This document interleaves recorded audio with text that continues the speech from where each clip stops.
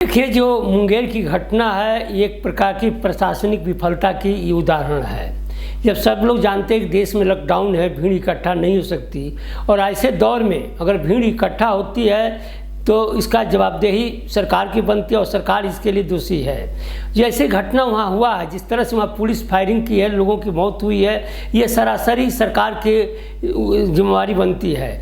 क्योंकि सरकार पहले सचेत होती, समझती या भीड़ इकट्ठा नहीं होना है, इस बात के पूरे देश में ऐलान हो चुका है। कहीं भी पूजा के स्तर पर कहीं भीड़ भाड़ दिखाई नहीं दिया।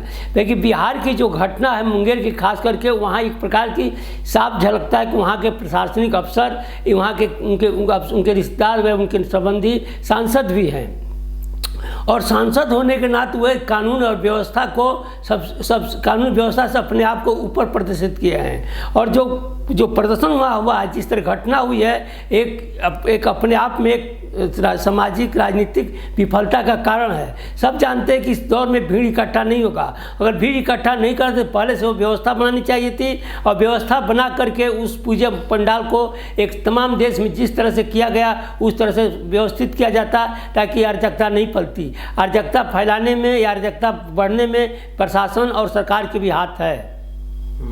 तो मतलब चुनाव होना है और उसका जो नतीजा है, उसका जो प्रभाव है देखने को मिला। रिजल्ट यह रहा है कि जितने भी अन्य जगहों पे जो चुनाव हो रहा था, वोटिंग पड़ रही थी, तो लगभग 50 से 55% के बीच में वोटिंग पड़ी है। लेकिन जहां मुंगेर, जहां हिंसा बढ़ गई, वहां पे मात्र 40 से 45% के करीब ही वोट पड़ी है। तो कहीं ना कहीं एक अलग सा मैसेज आता है कि लोग बात सहमे हुए थे, शायद डर की वजह से लोगों ने वोटिंग नहीं दिया। ऐसा कुछ खबर आ रही है, आप कैसे देखते हैं? ये देखिए, निश्चित जहाँ पुलिस फायरिंग होती है, कूदंटा होते हैं, प्रशासन पर किसी प्रकार कार्रवाई होती है, वहाँ आम जनता सहम जाती है।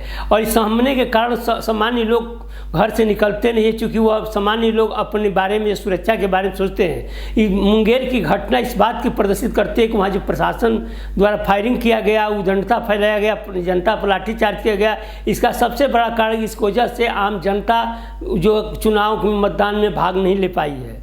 अच्छा, आप एक बड़ा सवाल ये भी आ रहा है इस समय में कि पाकिस्तान के संसद के अंदर में एक सवाल उठाया जा रहा है और ये बताया जा रहा है कि पुलवामा का जो हमला है पाकिस्तान की एक बड़ी कामयाबी बताई जा रही है। और उनके एक सांसद ने कहा है कि घर में घुस करके मारा है। पाकिस्तानी संसद में एक मंत्री फवाद चौधरी का एक बयान आया है जो कि वायरल हो रहा है। आप इसको देखना चाहते हैं? देखिए, जो पाकिस्तान वाली जो अभी आ रहा है, जो घटना पुलवामा के लेकर के, एक सोची समझी राजनीति की तहत आ रहा है। जो 2019 में जो पाकिस्तान में जो हुआ, जो पुलवामा घटना, उसी समय इस बात पर संदेह व्यक्त किया गया कि इतने सुरक्षा व्यवस्था के बावजूद भी आतंकवादियों ने आकर के सेना के जवानों को कैसे मार दिया।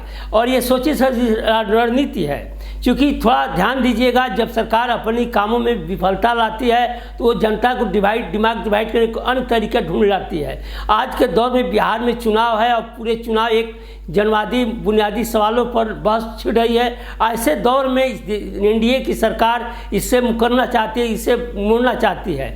और इसीलिए आज के दौर में जो पुलवामा की घटना, अभी बात की बात है, अभी होता नहीं होता, बाकी इस दौर में उस बात को उछालना, माने आम जनता की जो बुनियादी सवाल है जिस पर बहस चल रहा है, एक राजनीति की नई दिशा बिहार तय करने जा रहा है। ऐसे हालात में इसको उछालना देश की जनता को राजनीतिक रूप से गुमराह करने की साजिश चल रही है। इस चीजों को लेकर के पाकिस्तान में आवाज उठाया जा रहा है, न कि यहाँ पे। तो मुझे नहीं लगता कि यहाँ पे कुछ इसका असर दिखने वाला है। देखिए, ये जो एक प्रकार की जो सोची समझी रणनीति है, क्योंकि सरकार अपनी विफलता छिपाना चाहती है। जो 2014 में आने के बाद देश की आम जनता को बहुत बड़ा आशा लगा था कि सरकार आएगी, परिवर्तन करेगी। आम जनता इसके प्रति एक तरफा वोट भी दिया, बहुमत भी मिला, सारे पिछले रिकॉर्ड को तोड़ के अच्छी खासी बहुमत आई।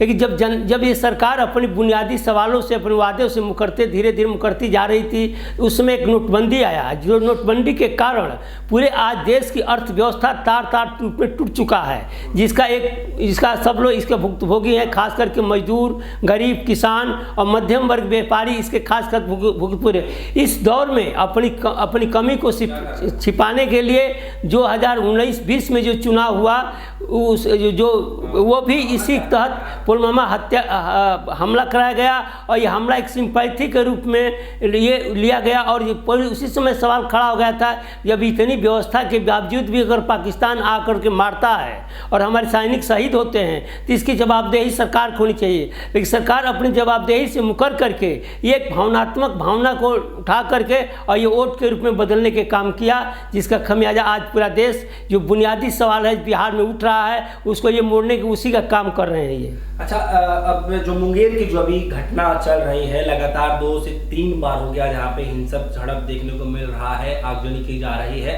अब सवाल ये उठ रहा है क्योंकि विपक्ष की तरफ से ये सवाल निशान बनाया जा रहा है कि ये सब जो भी गलती हो रही है नीतीश कुमार की वजह से चल रही है। क्या आपको लगता है कि वाकई में इसके ये सरकार की पूरी जवाबदेही है? अगर सरकार जवाबदेही अगर अपनाती तो शायद ये घटना नहीं होता। निलंबित किया गया है, बड़ा एक एक्शन ना, ये निलंबित किया, घटना के बाद निलंबित किया। ये चुनाव आयोग द्वारा निलंबित किया गया है, ये चुनाव आयोग के सिफारिश में निलंबित हुआ है, क्योंकि ये सरकार की अपनी विफलता को छिपाने के लिए इस तरह की तांडव वहाँ रच रही है।